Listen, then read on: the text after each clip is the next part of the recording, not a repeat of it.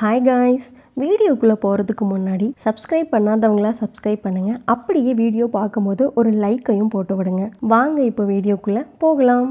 Episode 3 ஓப்பனிங்லேயே என்ன நடக்கும் அப்படின்னா, இந்த ஹீரோயின் வந்து ஸ்கூலுக்கு போகலாம் அப்படின்னு சொல்லிட்டு நடந்து போயிட்டுருப்பாங்க. அப்போ வந்து முன்னாடி பார்த்தா ஹீரோ தான் போயிட்டுருப்பாரு. என்னடா இவர் நடந்து போகிறாரு அப்படிங்கிற மாதிரி இவங்களும் பின்னாடி போயிட்டுருப்பாங்க. போய் இவர் பின்னாடி போகிறோமே அப்படிங்கிற மாதிரிலாம் தோணும். இருந்தாலும் போயிட்டே இருக்கும்போது திடீர்னு ஹீரோ என்ன பண்ணுவார் அப்படின்னா, கன்னத்தில் ஏதோ தொட்டு பார்ப்பாரு. தொட்டு பார்த்துட்டு டக்குன்னு மயக்கம் போட்டு விழுகிறாரு. இங்கே இந்த அம்மாவுக்கும் பயமாக இருக்குது. என்னடா ஆச்சு அவருக்கு அப்படின்னு சொல்லிட்டு ஓடி போய் பக்கத்தில் போய் பார்த்தா ஒன்றுமே இல்லைங்க. புறா வந்து ஆய் போயிருக்கும். அதை பார்த்த மனுஷன் இப்படி மயக்கமாக போடுவார் அப்படிங்கிற மாதிரி இந்த அம்மாவும் வந்துட்டு ஃபஸ்ட்டு எழுப்பி பார்க்குறா. எந்திரிக்கவே மாட்டேங்கிறாரு. ஐயோ உயிரே போயிருச்சா, இதுக்காகலாம் உயிர் போகுமா அப்படிங்கிற மாதிரி புலம்பிட்டு இந்த அம்மா வந்துட்டு, ஐயோ சார் எந்திரிங்க சார், இப்போ நான் என்ன பண்ணுவேன் ஏது பண்ணுவேன், ஆள் வேறு பக்கத்தில் யாரும் இல்லையே அச்சச்சோ அப்படிங்கிற மாதிரி புலம்பிட்டு ஃபைனலாக ஓகே வேறு வழியே இல்லை, முதலுதவி நம்மளே பண்ணிட வேண்டியதான் அப்படின்னு சொல்லிட்டு அவரோட வாயை பிடிச்சி முதலுதவி பண்ணலான்னு பக்கத்தில் போகும்போது டக்குன்னு பையனுக்கு எங்கேருந்து தான் உயிர் வரும். கண்ணை முழிச்சிட்றாப்புல. கண்ணாடி இல்லாதனால முன்னாடி யார் இருக்காங்கன்னு இவருக்கு தெரிய மாட்டேங்குது. அதுக்கப்புறமா தான் பயப்படாதீங்க சார், நான் இந்த மாதிரி உங்களோட ஸ்டூடெண்ட்டு தான் அப்படிங்கிற மாதிரி அறிமுகப்படுத்திக்கிறாங்க. சரி ஓகே, அப்படியே எனக்கு ஒரு ஹெல்ப் பண்ணு, பக்கத்தில் என்னோட ஸ்பெக்ஸ் இருந்தால் எடுத்துக்கூட அப்படிங்கிற மாதிரி தேட ஆரம்பிக்கிறாங்க. இப்படி இவங்க 2 பேர் தேடிட்டே இருக்காங்க. அப்போ கூட ஹீரோயின் சும்மா இல்லாமல், ஓ அந்த அளவுக்கு உங்களுக்கு வந்து கண்ணு தெரியாமல் இருக்குமா அப்படிங்கிற மாதிரி கிண்டல் பண்ணிகிட்டே தேடிட்டு இருக்க, பேசாமல் சொன்னதை மட்டும் செய்ய அப்படிங்கிறாப்புல. இவங்க அப்படியே தேடிட்டே இருக்க பக்கத்தில் இருக்க செடியெல்லாம் போய் தேடும்போது டக்குன்னு ஒரு சவுண்டு. என்னடா அது சவுண்டு அப்படிங்கிற மாதிரி அவர் கேட்டால், ஒன்றும் இல்லை சார், அது ஒன்றுமே கிடையாது அப்படிங்கிற மாதிரி இவங்களும் மூஞ்ச சிரிச்சபடியே வச்சுட்டு முன்னாடி பார்த்தா அது வேறு எதுவுமே கிடையாது. இவ்வளோ நேரமாக இவங்க தேடிட்டு இருந்த அந்த ஸ்பெக்ஸ் தான். முடிஞ்ச அளவுக்கு அதை ஒன்றுமே இல்லாமல் பண்ணிட்டோம் அப்படின்னு சொல்லிட்டு இதை மட்டும் அந்த ஆள் பார்த்தான், அவ்வளோதான் என்னை ஃபுல்லாக வச்சு செஞ்சிருவான், எப்படியாச்சும் இதை யாருக்கும் தெரியாமல் எடுத்து பேக்கில் போட்டுருன்னு சொல்லிட்டு அப்படியே அவர் டைவெர்ட் பண்ணிட்டு எடுத்து அவங்களோட பேகுக்குள்ளேயே போட்டுக்கிறாங்க. அதுக்கப்புறமா இப்போ டைம் என்னாச்சு அப்படின்னு சொல்லி கேட்குறாப்புல. அவங்களும் ஃபோனை பார்த்துட்டு இந்த மாதிரி மணி 7 ஆச்சு அப்படிங்கிற மாதிரி சொல்ல, சரி ஓகே எனக்கு வந்துட்டு இந்த மாதிரி என் ஃப்ரெண்டுக்கு கால் பண்ணி கொடுன்னு சொல்லிட்டு ஃபோனை கொடுக்குறாங்க. இவங்களும் வந்து அந்த ஜியோனுக்கு வந்து கால் பண்ணி கொடுக்குறாங்க. அதுக்கப்புறமா ஃப்ரெண்ட்ஸ் எல்லாத்தையும் வர வைக்கிறாங்க. இவர்கிட்ட ஆல்ரெடி வந்துட்டு இன்னொரு ஸ்பெக்ஸ் இருந்திருக்கும் போல், ஆல்டர்னேட்டிவாக இருக்கிற ஸ்பெக்ஸை எடுத்துகிட்டு வாங்க அப்படிங்கிற மாதிரி சொல்லியிருப்பாங்க. அவங்க ஃப்ரெண்ட்ஸும் வந்து எடுத்து கொடுத்துட்டு அவங்களுமே வந்து தேடி பார்ப்பாங்க. ஆனால் கிடைச்ச பாடே இருக்காது. அப்போ தான் வந்து இந்த டாஜ் என்ன சொல்லியிருப்பார் அப்படின்னா, எனக்கு என்னமோ யாராவது எடுத்து வச்சுருப்பாங்களோன்னு தோணுது அப்படிங்கிற மாதிரி சொல்கிறாரு. இங்கே ஹீரோயினுக்கும் பக்கு பக்குங்குது, நம்ம பக்கம் எங்கேயாவது திரும்பிடுவானுங்களோ அப்படிங்கிற மாதிரி தோணுது. அதுக்கப்புறமா வந்த எல்லாருமே சேர்ந்துட்டு சரி ஓகே ஆல்ரெடி டைம் ஆயிடுச்சு, ஸ்கூலுக்கு கிளம்பலாம் அப்படின்னு சொல்லிட்டு கேபில் ஏறி உட்காந்துருப்பாங்க. அப்போது வெளியில் இருந்த அந்த ஹீரோயின் வந்து ஒரு மாதிரி பார்த்துட்டு இருப்பாங்க.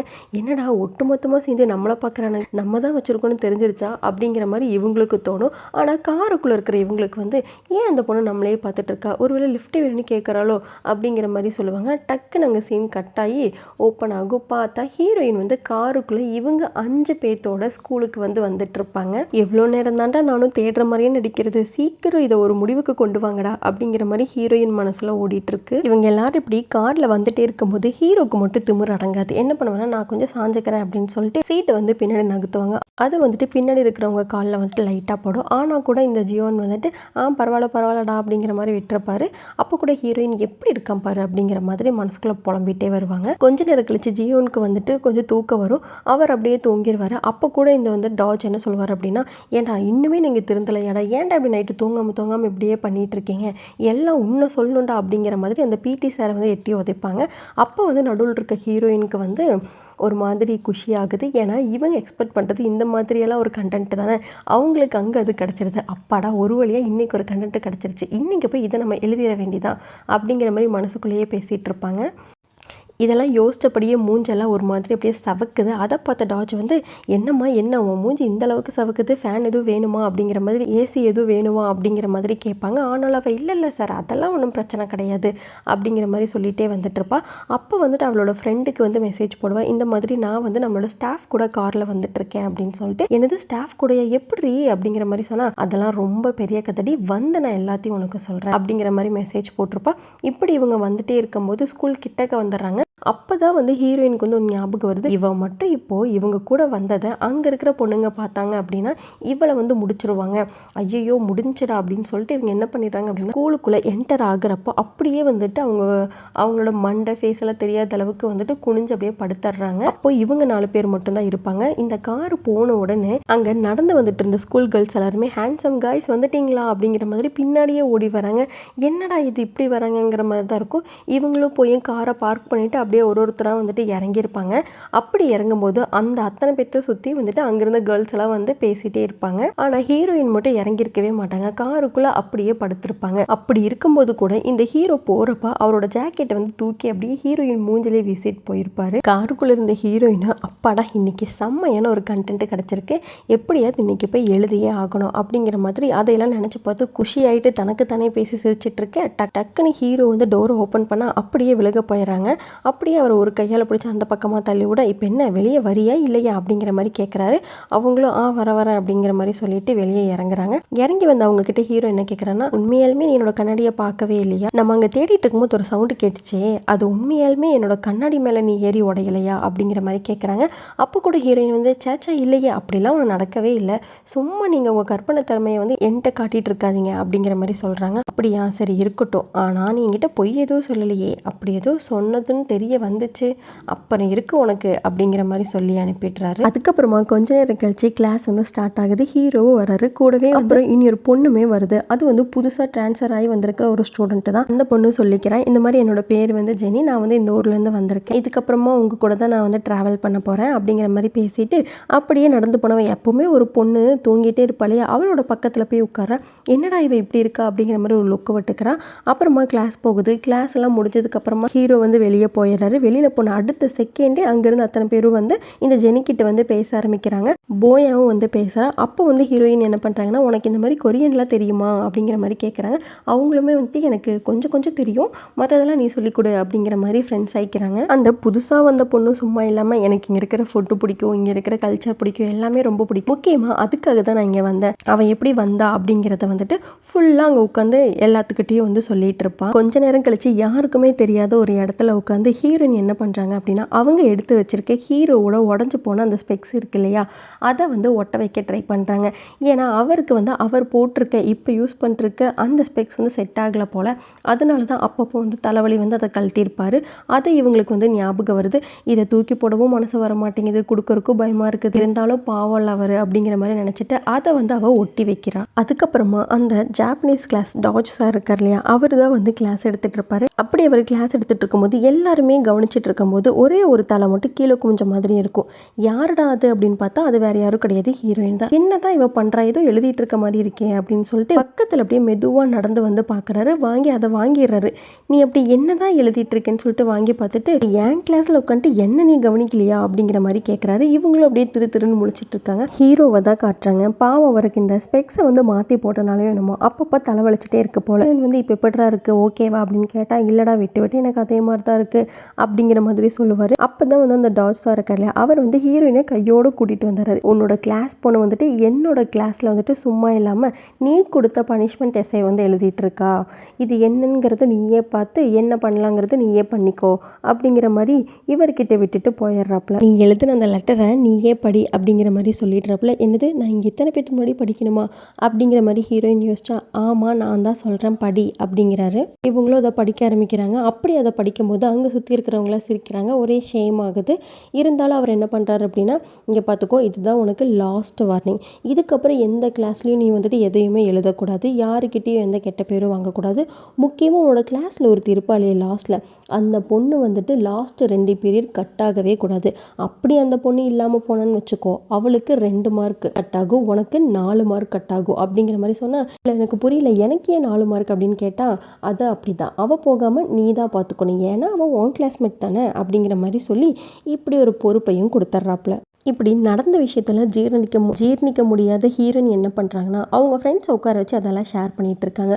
அப்போ தான் வந்து போயா என்ன கேட்குறா அப்படின்னா, எதுக்கடி இவருக்கு உன் மேலே மட்டும் இந்த அளவுக்கு ஒரு இது இருக்குது, உன்னை பார்த்தா அவரோட எக்ஸ் மாதிரி இருக்குமோ, ஒரு வேளை வந்துட்டு அவங்க அப்பா அம்மாவுக்கும் உங்கள் அப்பா அம்மாவுக்கும் ஆகாதோ இல்லை ஃபேமிலி ப்ராப்ளமோ என்னதான் கனெக்ஷனு அப்படிங்கிற மாதிரி அவங்களுக்குள்ளேயே வந்துட்டு ஒன்றா டிஸ்கஸ் பண்ணிட்டுருப்பாங்க. அப்போ தான் போயா என்ன சொல்கிறேன்னா, என்கிட்ட ஒரு ஐடியா இருக்குது அப்படிங்கிற மாதிரி சொல்கிறான். அங்கே அப்படியே கட் பண்ணால் கிளாஸ் ரூமை தான் காட்டுறாங்க. ஹீரோ வந்து கிளாஸ்க்குள்ளே வராரு. அப்போ வந்து ஹீரோயின் மட்டும் குப்புற அடித்து படுத்துருக்காங்க. அப்போ அவளோட போயா இருக்கா இல்லையா, ஃப்ரெண்டு போயா இருக்கா இல்லையா, அவள் வந்து சார் இந்த மாதிரி இவளுக்கு உடம்பு சரியில்லை அப்படிங்கிற மாதிரி சொல்ல, ஏன் என்னாச்சு அப்படின்னு கேட்டுகிட்டே பக்கத்தில் வராரு. பக்கத்தில் வந்தோடனே நம்ம ஹீரோயின் வந்து ஆக்டிங்கை வந்து ஸ்டார்ட் பண்ணுறாங்க. இந்த மாதிரி எனக்கு என்ன பண்ணுதுன்னே தெரில, ஒரு மாதிரி தலையெல்லாம் சுற்றுது, வாமிட் வர மாதிரி இருக்குது, ரொம்ப டயர்டாக இருக்குது, என்னால் சுத்தமாக முடியல அப்படிங்கிற மாதிரி பண்ணுறாங்க.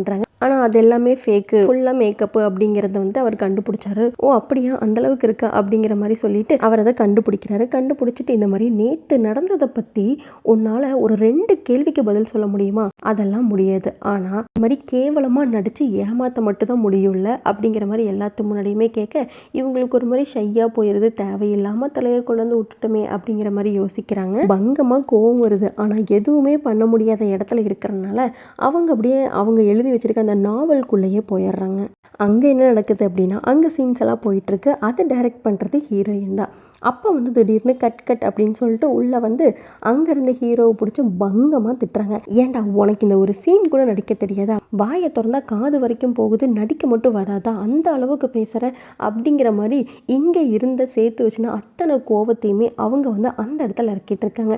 நீ வெறும் டீச்சர் அப்படிங்கிற மாதிரி சொல்ல வராங்க. ஐயோ இது வந்து டீச்சர் இல்லையோ, நீ வெறும் ஆக்டர் தான், வேற ஒன்றும் கிடையாது சரியா, ஸோ சொன்னதை மட்டும் செய்ய அப்படிங்கிற மாதிரி திட்டிகிட்டு இருக்காங்க. அதுக்கப்புறமா ரியாலிட்டிக்கு வராங்க. அங்கே வந்த ஹீரோ வந்து நீ பண்ண வேலைக்கு இன்னொரு 10 டைம் சேர்த்துழுது அப்படிங்கிற மாதிரி பனிஷ்மெண்ட் கொடுத்தாரு. இங்கே ஹீரோயினுக்கும் உன்னை நான் சும்மாவே விட மாட்டேன்டா, ஏதாவது ஒன்று பண்ணுவேன்டா அப்படிங்கிற மாதிரி ஒரு வெஞ்சன்ஸ் வந்து கிரியேட் ஆகுது. அதுக்கப்புறமா கிளாஸ் முடியுது. எல்லாரும் சேர்ந்து லஞ்ச் சாப்பிட்டுட்டு இருக்காங்க. அப்போ தான் புதுசாக வந்தாலே அந்த ஜெனி அவளை பற்றி கேட்குறாங்க. இந்த மாதிரி உனக்கு பாய் ஃப்ரெண்ட் இருக்கா அப்படின்னு சொல்லிட்டு போயா கேட்குறான். ஆமாம் இருக்குது அப்படின்னு சொன்னோன்னே, என்னது உங்களுக்கு பாய் ஃப்ரெண்ட் இருக்கா அப்படின்னு சொல்லிட்டு சுற்றி முற்றி உட்காந்து அதை பற்றி விசாரிக்க ஆரம்பிக்கிறாங்க. ஃபஸ்ட்டு நீ அவங்கள எங்கே பார்த்த அப்படிங்கிற மாதிரி கேட்டால், இந்த மாதிரி நாங்கள் வந்து சந்திச்சது பாரிஸில் தான். சொல்லப்போனால் அவன் வந்து ஒரு ஃபோட்டோகிராஃபர், என்னை வந்து மாடலுக்காக கூப்பிட்டான். அப்படி தான் நாங்கள் வந்து பார்த்தோம், பேசினோம், அப்படியே டேட் பண்ண ஆரம்பித்தோம். அதுக்கப்புறமா லவ் பண்ணவும் ஆரம்பிச்சிட்டோம். இப்போ வந்து அவன் வந்துட்டு ஃப்ரான்ஸில் இருக்கான் அப்படிங்கிற மாதிரிலாம் சொல்லிகிட்டு இருப்பாங்க. அங்கே கட் பண்ணால் ஹீரோ வந்து நடந்து ஒரு ஃபார்மசிக்கு போகிறாரு. அங்கே போயிட்டு இந்த ஐ ட்ராப்ஸ் இருக்கு இல்லையா, அது வந்து வாங்கிக்கிறாரு. அப்போது அங்கே கூட இருந்தவங்க என்ன சொல்லுவாங்க அப்படின்னா, பெட்டர் நீங்கள் வந்து உங்களோட ஸ்பெக்ஸை மாற்றுங்க, அதனால இன்னுமே பவர் வந்து போகும் அப்படிங்கிற மாதிரிலாம் சொல்லுவாங்க. அதுக்கப்புறமா கிண்டல் பண்ணி சிரிக்கிறாங்க. என்னென்னா இந்த மாதிரி கார்ட்டூன்ஸ்லாம் வரும் தெரியுமா, இந்த போட்டிருந்த ஸ்பெக்ஸை வந்து அது கழட்டுச்சு அப்படின்னா சூப்பராக க்யூட்டாக மாறிடும், நான் உங்களை அது மாதிரியும் நினச்சி தான் கழட்ட சொன்னேன் அப்படிங்கிற மாதிரி ஃபன்னாக சிரிச்சுட்ருக்கோம். ஆனாலும் நம்ம ஐயாவுக்கு தான் இதெல்லாம் சுத்தமாக ஆகாதாச்சே, முறைச்சிக்கிட்டே வந்துட்டு அவர் பாட்டு கிளம்பி வந்துடுவார். அதுக்கப்புறமா இந்த மெடிசன் வாங்கிட்டு அப்படியே ஸ்டாஃப் ரூம்குள்ளே தான் வருவார். அப்போ தான் வந்து ஹீரோயின் என்ன பண்ணுவாங்க அப்படின்னா, இந்த பிடி சார் கிட்ட வந்துட்டு ஒரு ஃபார்ம் வாங்கிட்டு உன்னோட பேரண்ட்ஸ் கிட்ட சைன் வாங்கிட்டு வா அப்படிங்கிற மாதிரி அவர் சொல்லியிருப்பார். இவங்களும் சரி அப்படின்னு சொல்லிட்டு வெளியே போவாங்க. கரெக்டாக அப்போ ஹீரோ வந்து உள்ளே வருவார். உள்ளே வந்தோன்னே அவர் கையில் இருக்கிற பார்சலை பார்த்துட்டு, என்னது மெடிசன்லாம் இருக்குது, ஒருவேளை இவருக்கு ஏதோ சிக்காக இருக்குமோ அப்படிங்கிற மாதிரி யோசிச்சுட்டே அவள் வந்து கிளாஸ் ரூம் போவாள். எப்பவும் போல் கிளாஸும் முடிஞ்சதுக்கப்புறமா இந்த லாஸ்ட்டாக ஒரு பொண்ணு இருப்பா இல்லையா, அவள் வந்து என்ன பண்ணுன்னா கிளம்பிடுறா. அப்போ ஹீரோயின் ஓடி வெளியில் வந்து, எம்மா தாயே தயவு செஞ்சு நீ உள்ளே போ, நீ போன அப்படின்னா எனக்கு வந்து 4 மார்க் போகும், உனக்கு வந்து 2 மார்க் போகும், தயவு செஞ்சு ப்ளீஸ் உட்கார் அப்படின்னு சொல்லிட்டு ரொம்ப கம்பல் பண்ணி கூப்பிட்டு நிறுத்தி வைப்பாங்க. ஆனாலும் அந்த அம்மா அட போடி அப்படிங்கிற மாதிரி சொல்லிட்டு அவள் பாட்டுக்கு போயிடுவா. பின்னாடியே வந்துட்டு ஹீரோ வந்து ஒரு நோட் எடுத்துகிட்டு வருவார். அவரை பார்த்தோன்னே, இங்கே பார்த்தீங்களா இப்போ தான் அவள் போனா, இவ்வளோ நேரம் நான் அவகிட்ட கெஞ்சிட்டு இருந்தேன், கொஞ்சம் கூட என்ன மதிக்கவே இல்லை, நான் எப்படி அவளை பிடிச்சி உட்கார வைக்க முடியும், என்னையே இதில் சிக்க வச்சிங்க அப்படிங்கிற மாதிரிலாம் அவள் கேட்டுகிட்டே இருக்க, எதுவுமே கேட்காத ஹீரோ அந்த நோட் புக்கில் வந்துட்டு ஹீரோனோட பேர்லேருந்து -4 மார்க் அப்படிங்கிறத மட்டும் மார்க் பண்ணிட்டு அவர் பாட்டுக்கு உள்ளே போயிடுறாரு. இதனால கடுப்பான ஹீரோயின் என்ன பண்ணுறாங்க அப்படின்னா, அவங்க கிட்ட இருக்கிற அந்த ஸ்பெக்ஸ் இருக்கு இல்லையா, ஆக்சுவலாக அது வந்துட்டு ஹீரோக்காக பார்த்து ஒட்டி வச்சுருப்பாங்க இல்லையா, அதை எடுத்துட்டு அப்படியே வந்துட்டு அந்த டஸ்ட்பின் கிட்ட வந்துடுறாங்க. பின்னாடி இருக்கிற டஸ்ட்பின் கிட்ட அங்கே வந்துட்டு, எனக்கு தெரியும் என்றைக்குமே இவரோட கண்ணுக்கு நான் வில்லியாக மட்டும்தான் தெரியுவேன் போல், எப்போ யார் என்ன பண்ணாலும் அங்கே குவெஸ்டின் பண்ணுறது என்ன மட்டும்தான், என்னை ஏதாவது பண்ணணும்னு சொல்லிட்டு கங்கனை கட்டிட்டு திரிகிறாரு போல், எனக்கும் இவருக்கும் செட்டே ஆகாது அப்படிங்கிற மாதிரி நினச்சிட்டு, உங்களுக்கு போய் ஒரு நல்லது பண்ணணும்னு நினச்ச பார்த்தீங்களா, என்ன சொல்லணும் அப்படின்னு சொல்லிட்டு அவள் ஆசாசியாக ஒட்டி வச்சுருந்த அந்த ஸ்பெக்ஸை எடுத்து அப்படியே அங்கே இருக்கிற டஸ்ட்பினில் போட்டுட்டு அட போயா அப்படிங்கிற மாதிரி சொல்லிட்டு அந்த இடத்த விட்டு கிளம்பிடுவாங்க. இதோட இந்த 3rd எபிசோடு கம்ப்ளீட் ஆகுது.